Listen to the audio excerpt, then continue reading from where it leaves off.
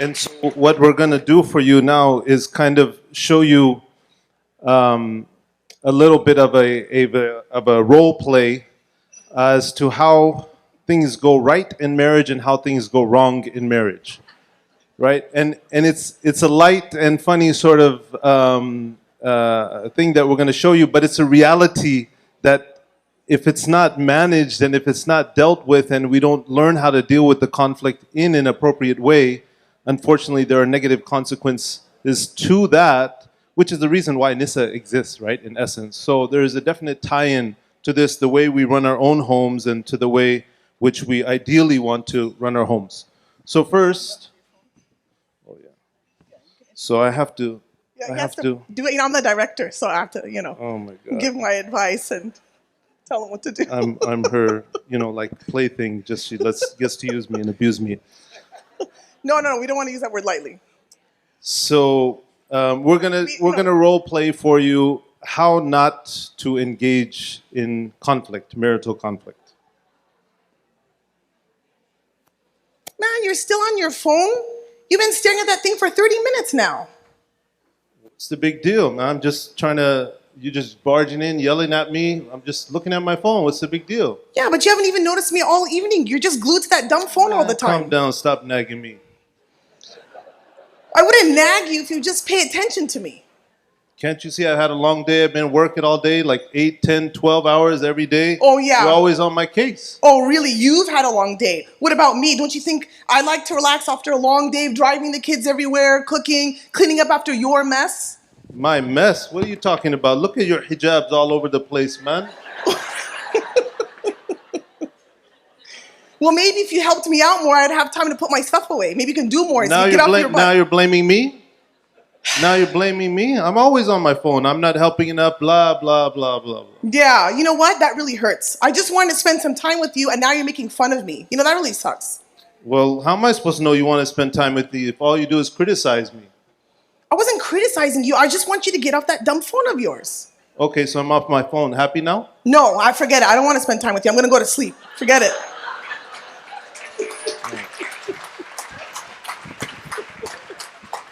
So that's, I don't know why you guys are clapping. That's not how you're supposed to engage. I don't understand this audience, Lobna. I think it hits home too hard for all of us. Yes, You know, we know. All right. All right. Man, you're still on your phone. You've been staring at that thing for 30 minutes now. What's the big deal? Why are you barging in and yelling at me all of a sudden? Man, you haven't noticed me. I've come in and out the whole evening. You haven't even looked up once. Calm down. Stop nagging me, man. I wouldn't nag you if you would just pay attention to me. And besides, I feel hurt when you use that word nagging. That really hurts. Scoot over, bro. Scoot over. You know, we got to try to make this up now. Look, I'm sorry for saying that you were nagging me. I just don't know why you came in yelling at me all of a sudden.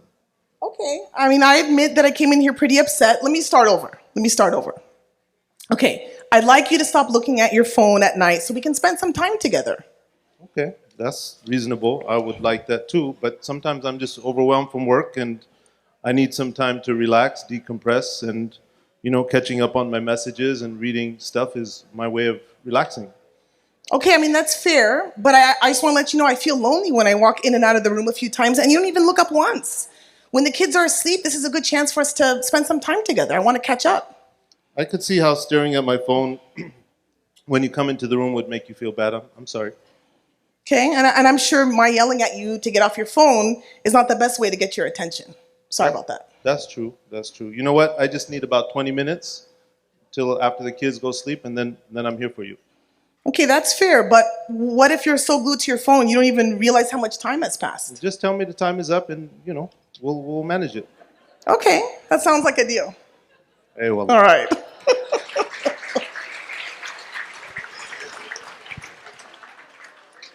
I think that was an Academy Award present, so let's give him another hand. Well, first of all, thank you everyone for coming. As Amin said, this is the largest event we've had, and we're honored to have all of you join us. And as Imam Tahir said, this is not our organization, this is our organization. So thank you again. So that was fabulous. Thank you so much, and thank you so much for coming and joining us. So what we thought we'd do is do a bit of a Q&A. I'm short. Okay, I get it. I know. So I will ask you a couple questions, if you don't mind. And also, I'm going to leave it open for you guys to come up with your own questions, too. So have some good, conversation around the table and come up with a couple good questions. So I have one for you. First of all, my husband and I fight. We feel very rejuvenated after. We feel that it can be a very, cathartic experience. But as two people come together, disagreement is normal. It's natural. There are two different people coming together in one marriage or relationship. And conflict is not necessarily bad. So my first question is, how do you break down maybe years of resentment and anger to start afresh? The kids are in college. You're looking at each other on the breakfast table. Yep. Yeah. Oh, absolutely. Bismillah. Yeah.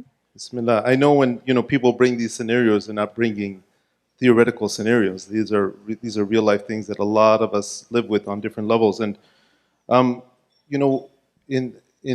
the field of mental health, they call this previous emotional injury. Now, two people who have went through life and they've went through pain and they've went through difficulty, and one party has really pushed hard on the other party, and maybe there's a lot of that historical pain. And now you're looking at each other across the way, and there's no one else in the house to occupy that time, right? It can be a very difficult time for a lot of people.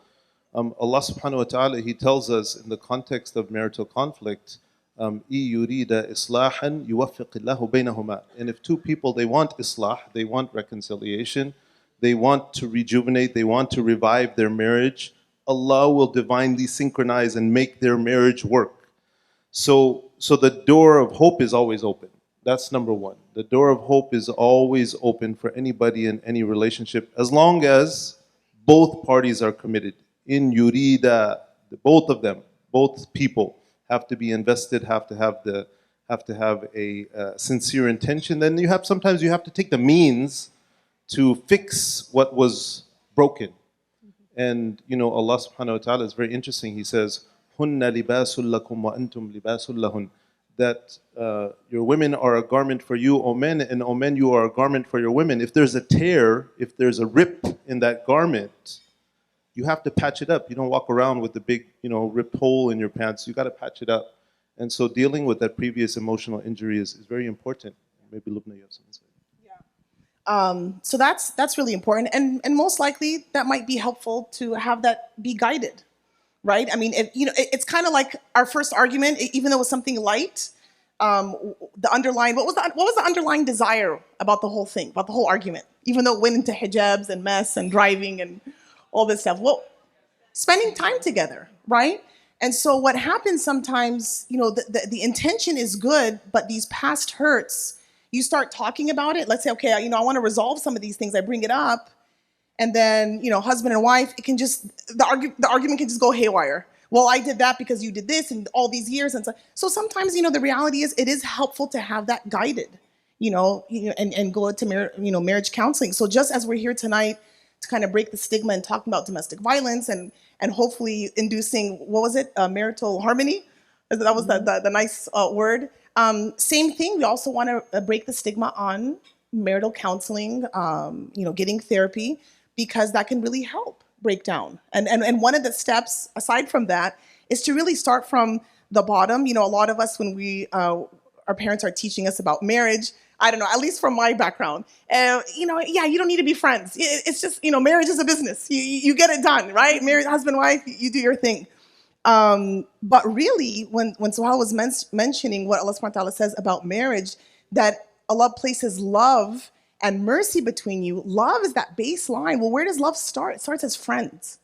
We have to rebuild that friendship, get to know each other again, go out together, spend intentional time together. That can start to soothe some of that pain. And then now when you want to bring up difficult things, you have a baseline to go off of. So it's, there's a lot of steps, but those are some starting points, inshallah. Wonderful advice. Question number 2. What do you do when conflict comes from an external source, like a family member mother-in-law. Right? Yes, another taboo that we should talk about. So you deal with that all the time. You want to start with your advice? And actually, many of us are mother-in-laws, right? Yes. Not me yet, but I know that many of my friends, Yeah. their kids are getting married. Absolutely. So maybe it goes both ways. You know, subhanAllah, Allah subhanahu wa ta'ala, when He frames marriage, and we heard the ayat that started off the night actually, وَمِنْ آيَاتِهِ أَنْ خَلَقَ لَكُم مِّنْ أَنفُسِكُمْ أَزْوَاجًا. And from among His signs, He has created for you spouses for one another. Marriage is a unification of two people. And these two people need to be unified in their approach to life. And a lot of times, you know, when we have these external sources, we have in-laws, we have family, we have mother-in-laws that try to inject their wants and desires into your marriage, it's important that the couple is unified in their approach towards dealing with life. And that when somebody from outside kind of puts themselves too much inside, or one of these two allows too much space and they don't set up boundaries for themselves with the external family members, that's going to naturally disrupt this. Yeah. So this comes number one. And even if that's mom, to say, Mom, this is about us. This is about our life, building our life together. And we're not excluding you out of our life, mom or mother-in-law, but you need to let us to manage our life affairs. You need to let us raise our kids the way we see fit to raise our kids. Otherwise, that's going to disrupt us and our flow and how we go about doing things. Yeah. And I think, it's important to understand the trends. Just as we were saying, unfortunately, domestic violence and abuse of all the different types women tend to be the victim, right? Although men can be as well. Oftentimes in these in-law conflicts, it tends to be mother-in-law and son that, that issue is there. And I think as, just in general, when we educate our community, especially our men, to understand that you can implement the hadith of your mother, then your mother, of whom you should love and respect. You can implement that and then also implement the understanding that Allah subhanahu wa ta'ala has put love and mercy between you. If a man understands that more, of course the woman can do the same thing, right? She can always be telling her mom, and then mom is interjecting and she's not kind of creating that boundary as well. But that can really alleviate a lot of this, these problem dynamics. And of course, us as women understanding, the love that we have for our sons, for our daughters, it should not transgress the boundaries of that sanctity of marriage. You can love and respect your parents while loving and respecting your spouse. Great. Any questions so far from the audience? Let me repeat it. So if I heard you correctly, how do you set boundaries, healthy boundaries in a marriage or relationship? And what can you do if they are disturbed or violated? And by boundaries, do you mean with in-laws or within each, like between husband and wife? Oh. Maybe you want to start? Ladies first. Wow. That's a fantastic question. And I would say that, subhanAllah, I think in a lot of these cases, the more we understand ourselves, the more we start to understand that something is affecting us and we're not really happy with it. But human nature, it takes time to see patterns time and time again and finally realize, wait a minute, I don't like this. This is not healthy, right? So that's number one, is kind of that self-realization that something is amiss, like something needs to change. And then secondly, really being able to go about expressing your feelings in a non-confrontational manner, in a non-confrontational environment. So the argument that we had, it was a light one, right? But when we started to resolve it, what if we got so heated we needed to take a break? So that's something that's important. We never want to bring up these important conversations during a heated moment, when, after dinner, hungry, all those kind of things, when we're hungry. So choosing the right, having the realization, choosing the right time, and then really being able to bring up how you feel about the situation. If you bring it up in a manner that is a non-confrontational, meaning talk about what you're feeling and what you would like, is much more powerful than saying what you don't like and what they're doing.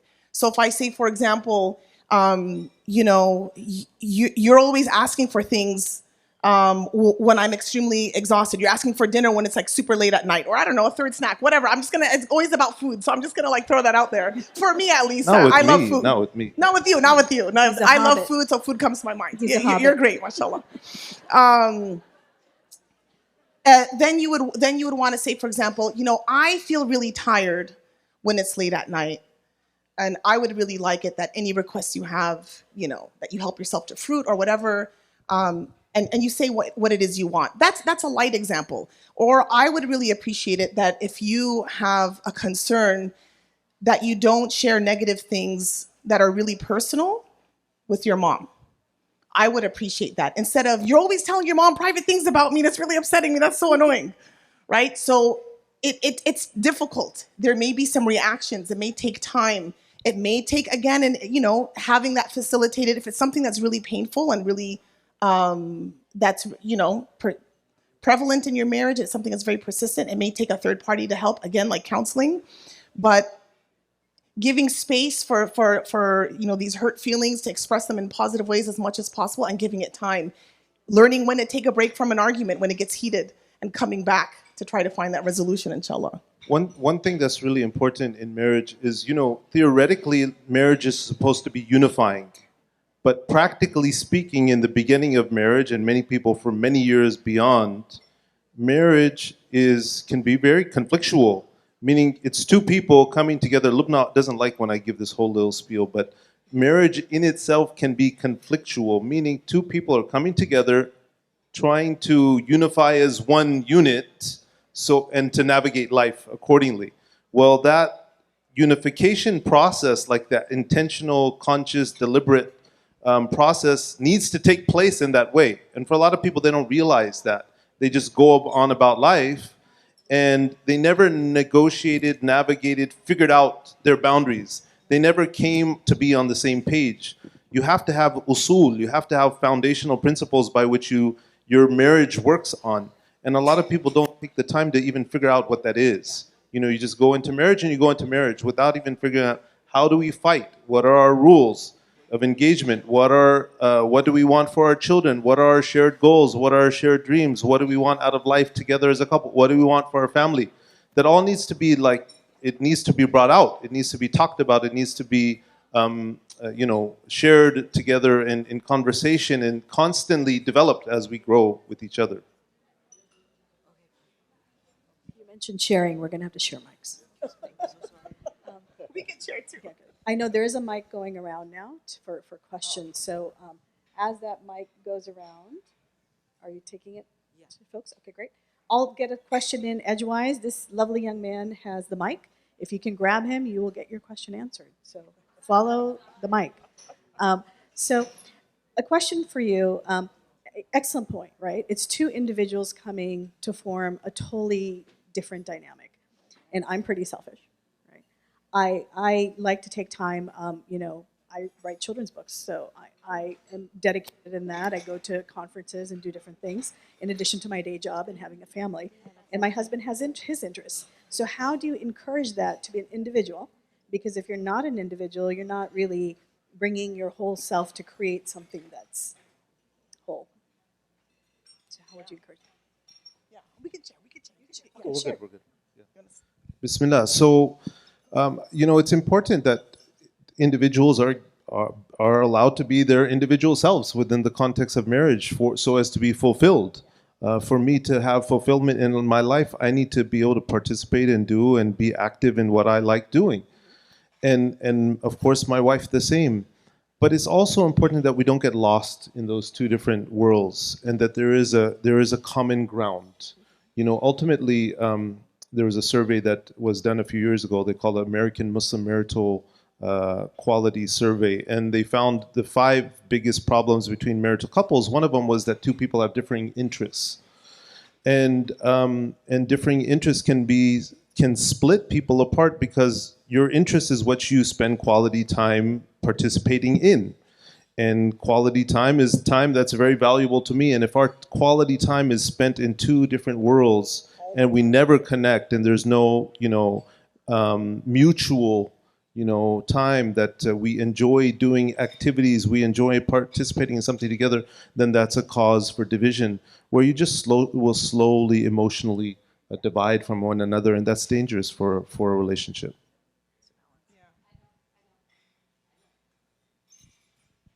Has anybody caught the I actually have a question right here. Saha. Can I go ahead? Okay. So one question that I have, which usually comes up often with the clients that I work at NISA as well as in therapy, is that most of the clients that I work with, before actually seeking whether therapy or support services from NISA, they attempt to work things out with their husband, right, with their spouse, whether it's a husband or wife. And usually when that doesn't work out, then they seek support through other means. But oftentimes what they ask is, since we're in the Quran, it says that we're garments for each other. Does that mean that that means that we protect our spouse, and that protection involves not seeking support from a third party? And if you can touch on that a bit, what would be a good response to that? Right, and this is more of a cultural reality that we have in many cultures, where we feel that, well, we can't reach out. We're shaming ourselves when we put when we acknowledge to some other party, some other individual, about the fact that we're not getting along and we need help.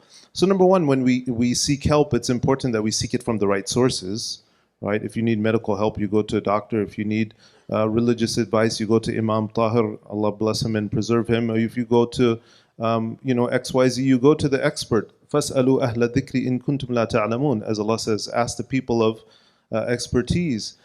And the same thing goes here, right? You go to people that are going to be able to help you in the best manner and going to help you bridge that gap, who know how to bridge that gap. And that is not putting yourself, that is not airing your dirty laundry.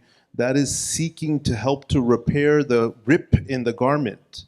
That's seeking to fix what has been broken, that you don't have the ability to repair yourselves, because there's a lot of hurt and there's a lot of pain and there's a lot of argumentation and there's a lot of emotions that don't allow you to get to where you need to get to and put your attention to where you need to put your attention to. There's a famous incident that's related about Sayyidina Umar ibn al-Khattab radiallahu anhu.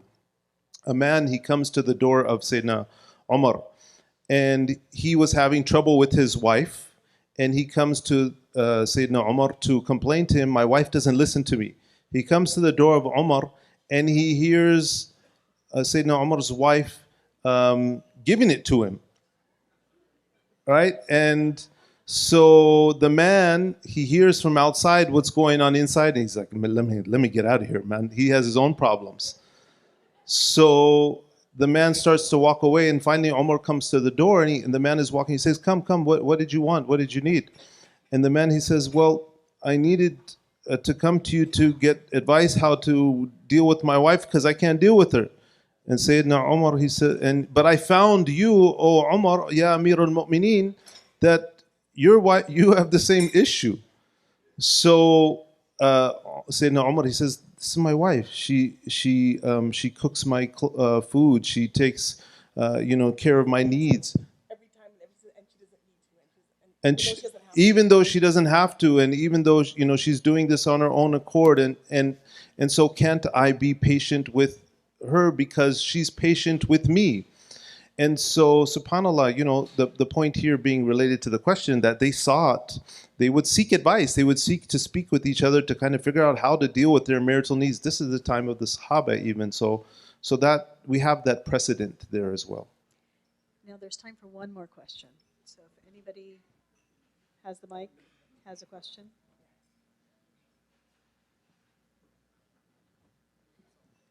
Brave souls asking questions in this audience. I'm making my husband nervous, I think. Sweating? Good. No, mashallah, we are adoring how beautifully both of you are sitting there, being true couple, you know. Mashallah, mashallah. Make dua for us, make dua. So, what advice would you like to give us, so-called kind of young couples, to do or not to do? Maybe just like 2 or 3 advice. Yeah, both of us. Huh? I'll give some. That's a wonderful question. Beautiful question. Make time for each other every single day, every single week, and then on repeat. You guys are extremely busy. If you're both professionals or someone's, whatever it is that makes your schedule so busy, and I know they're so busy. I know that they are, right? SubhanAllah, make time for each other. Make sure that when you're leaving the home, you give each other a quick kiss, a quick hug. Make that normal, or talk about obviously family appropriate in front of your kids. Make that normal, right? A lot of times in our homes, we grew up, it's like, and like never touch, like, come on. I know that there's social norms and that's okay, but so, not only should that be a display before your kids so that they can see that that's something healthy to look forward to, but that's a very important touch point for you and your spouse. And when you come back home, same thing, give a hug, give a little appropriate kiss, a peck on the cheek, on the forehead, some type of love tap, something, but make that consistent. You guys have really busy schedules, text each other. Text what you're having for lunch, text, I miss you, whatever, right? Do that once a day. As much as it is possible, try to have that 5, 10, 15, 20 minutes of having tea together, actually talking something beyond the bills and who should have done what and how come you didn't do the dishes, and look at the trash that's outside and you still didn't fix the leaky pipe. What's wrong with you, right? Beyond all of that, connect. Then when troubles happen, as they will do, as Suhail mentioned and as you mentioned, it's natural. Those fights are going to be less caustic, caustic, right? That type of, it's going to be less corrosive because you've connected. So there's like a nice saying. What is it? Fighting is less about how you actually, what you actually fight about, but it's how you fight. We don't want to be mudslinging. We don't want to be nasty towards each other, name calling. So the more we can connect with each other in a loving way, build that friendship, spend time together, ask each other questions, like get to know each other. Always there's things that are changing. As human beings, we change all the time. The nature of our relationship will change all the time. So keep up to date with, what they like, what they don't like. Try to facilitate that, both husband and wife, right? Speak the love language that your spouse speaks. And that can really, really strengthen foundation so that when tough times fall, as they will, it doesn't really crumble the house, inshallah. Jazakallah, okay.